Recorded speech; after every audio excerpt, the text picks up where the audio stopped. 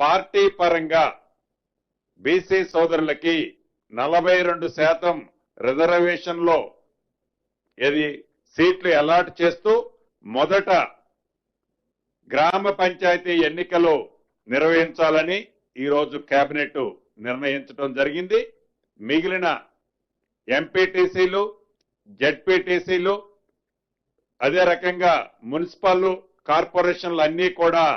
కోర్టులో ఒక కంక్లూజన్ వచ్చిన తర్వాతనే వాటిని నిర్ణయం తీసుకోవాలని కూడా ఈరోజు రాష్ట్ర కేబినెట్ లో సుదీర్ఘంగా చర్చించిన తర్వాత రాష్ట్రానికి కేంద్రం నుంచి రావాల్సిన సుమారు 3,000 కోట్లు గడిచిన 2 సంవత్సరాల నుంచి ఏవైతే ఉన్నాయో అవి కూడా యాజ్ పర్ నామ్స్ ప్రకారం మార్చితో ల్యాబ్స్ అయిపోతున్న కారణంగా రాష్ట్రానికి రావాల్సిన 3,000 కోట్లు ల్యాబ్స్ చేసుకోవటం ఇష్టం లేక